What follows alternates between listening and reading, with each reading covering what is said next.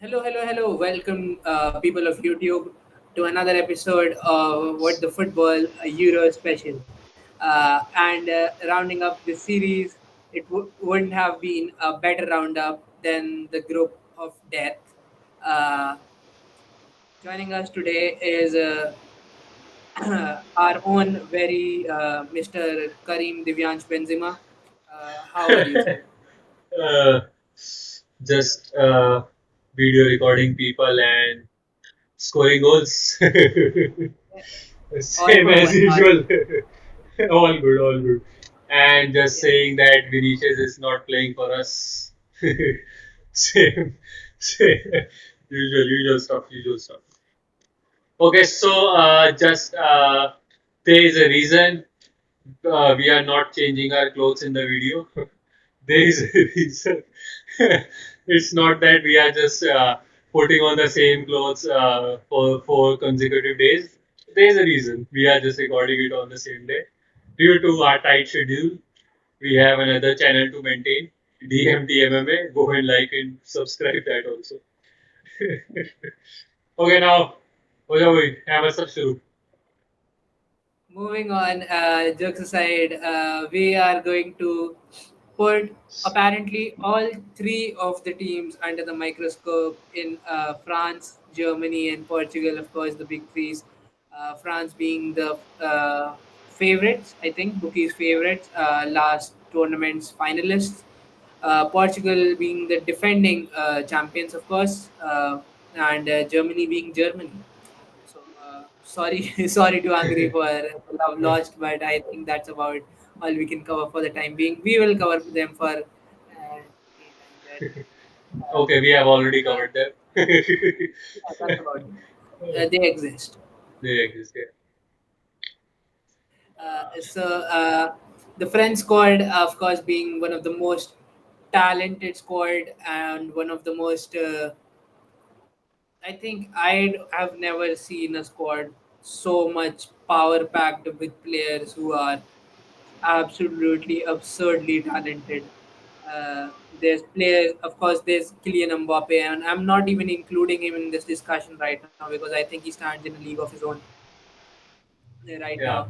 But apart from him, if you look at the squad, and considering the fact that there were players who were not selected so that they could go to the under 21 European Championships, it is Yeah. an insane squad.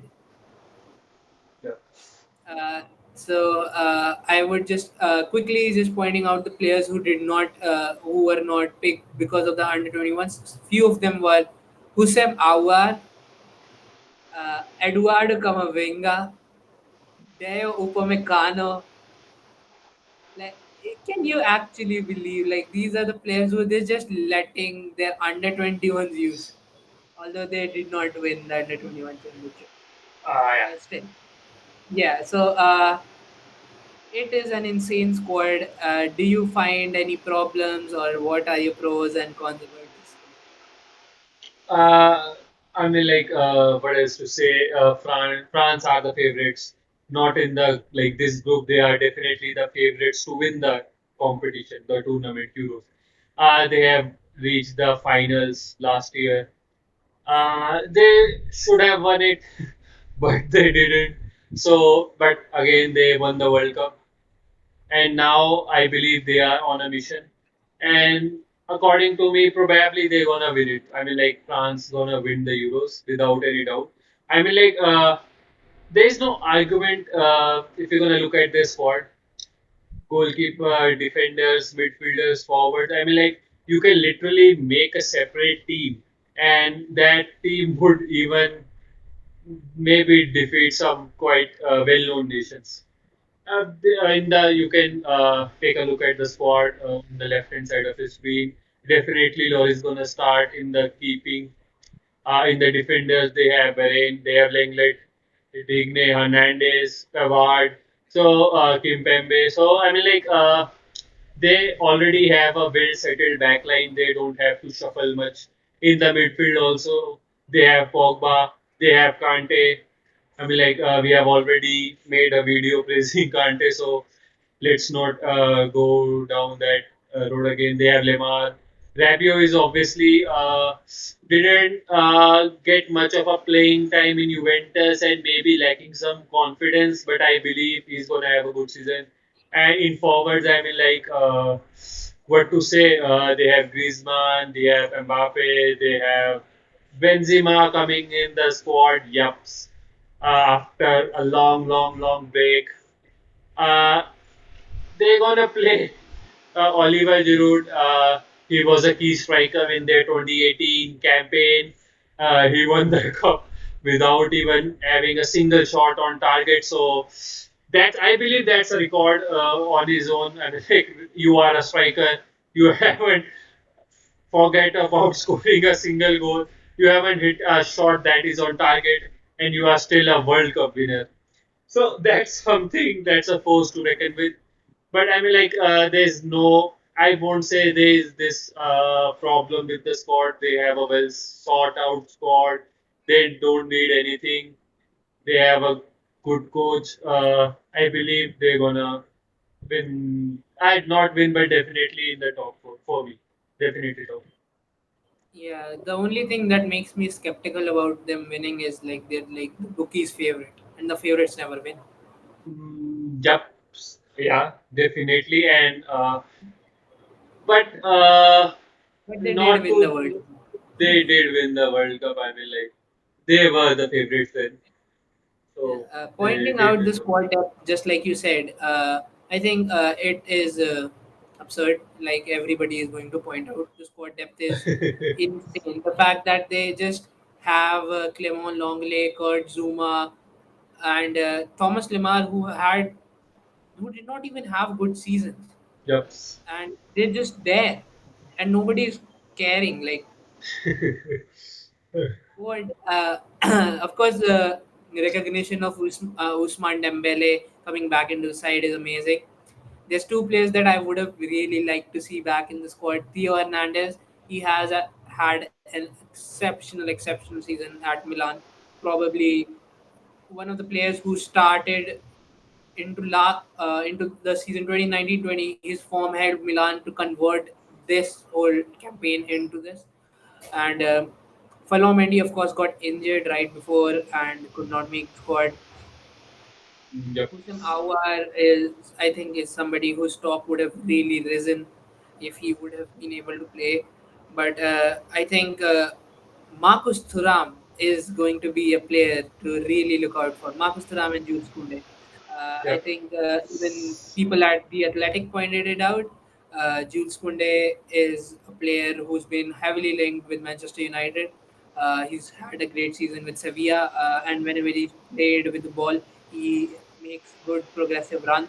And United need a lot of cover at centre back right now. Marcus Thuram is son of Lillian, of course, and who was part of that legendary France team that included Laurent Blanc and Didier Deschamps.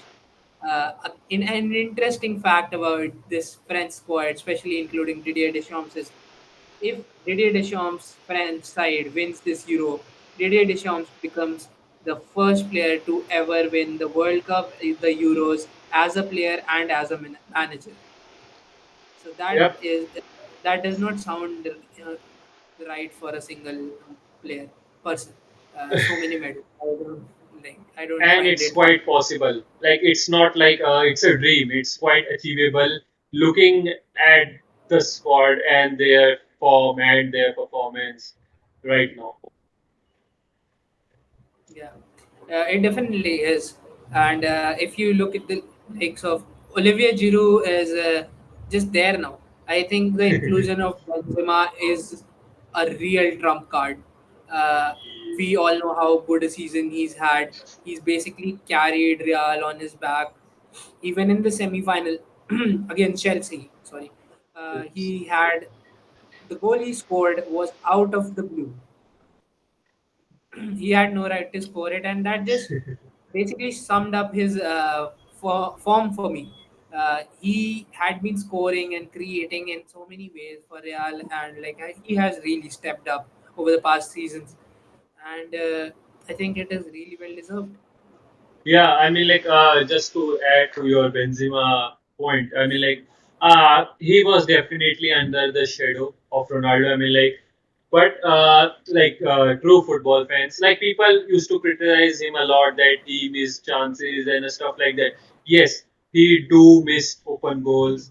He still miss chances. It's not like that. It's he doesn't miss chances anymore or stuff like that. He still miss chances.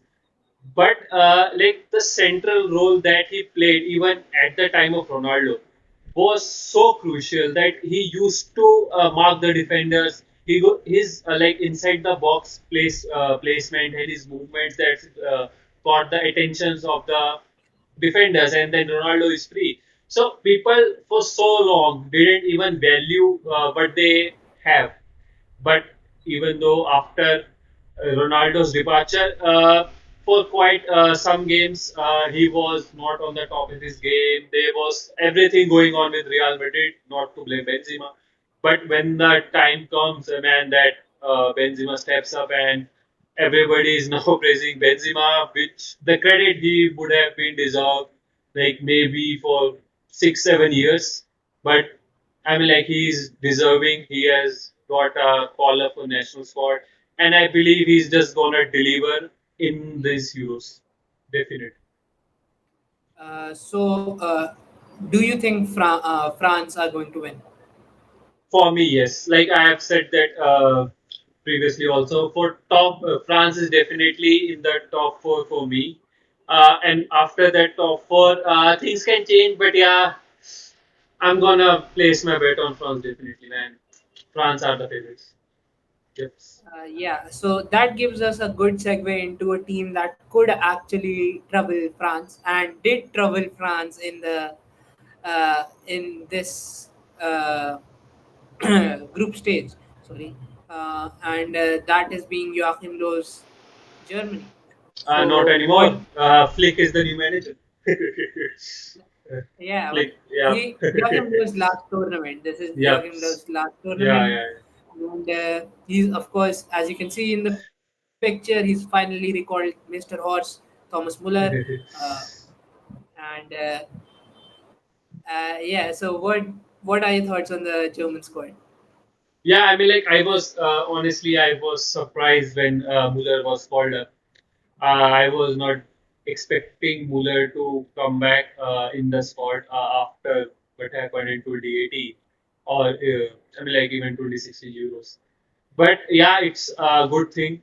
He deserved the chance. He had quite a brilliant season in the Bundesliga alongside Mr. Lewandowski, no Lewandowski from now onwards.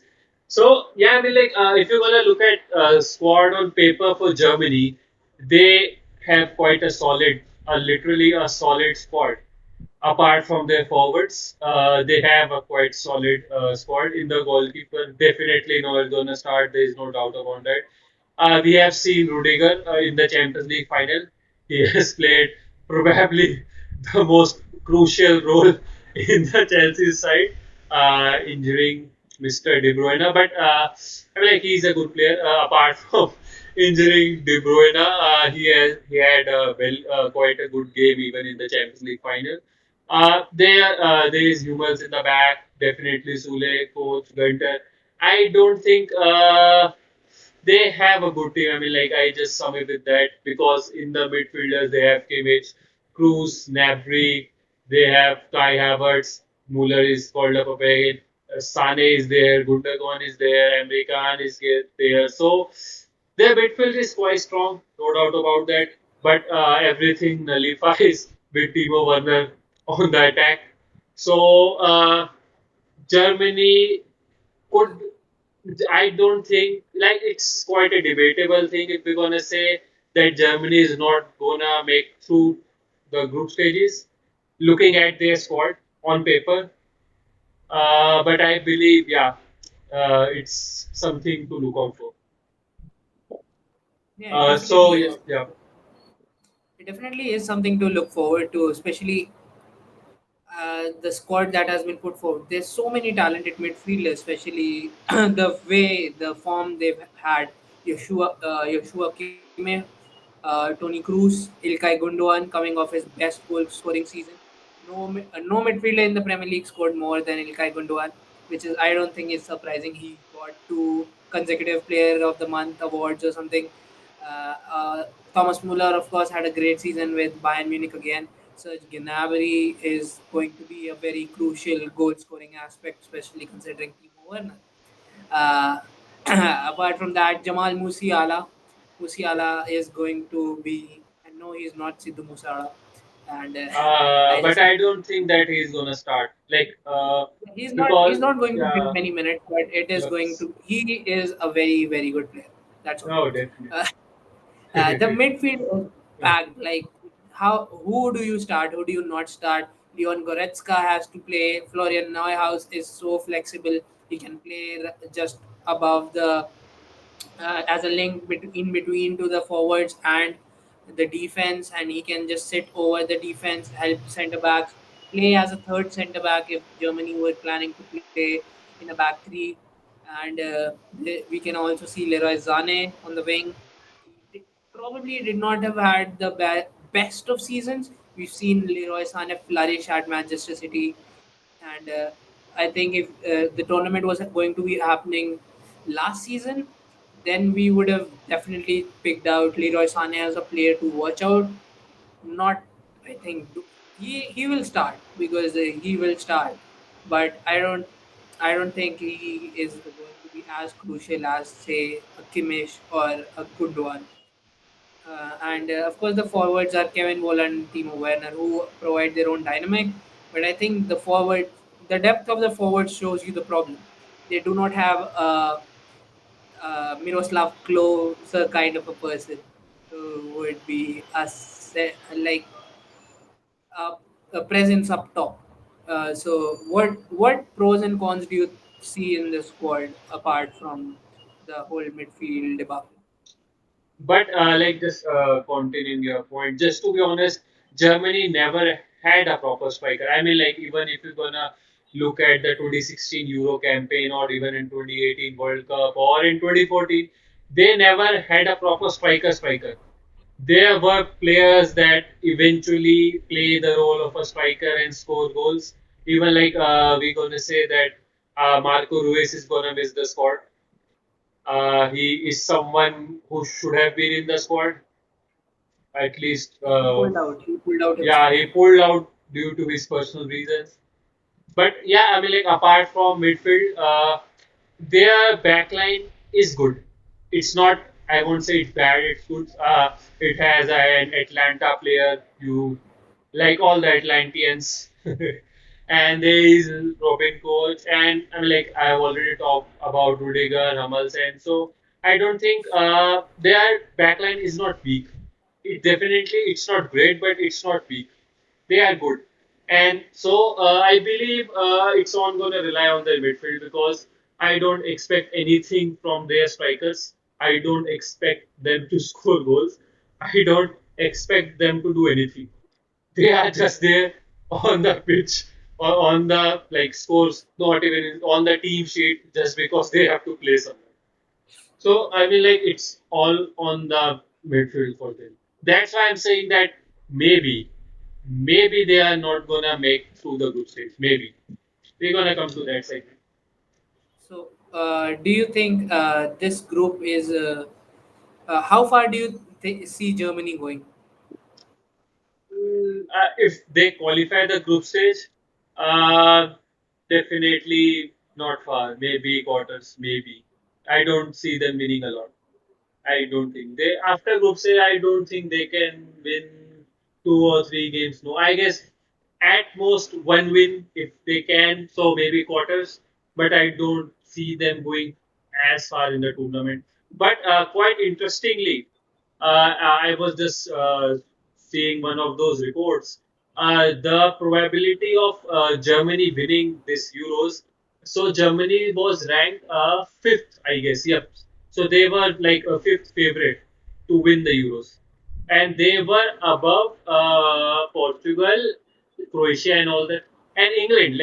To my shock, but come to me as a shock was like they were above England, but I don't think it's gonna happen. I mean, like fifth favorites to win the I don't think they are. I mean, like for me.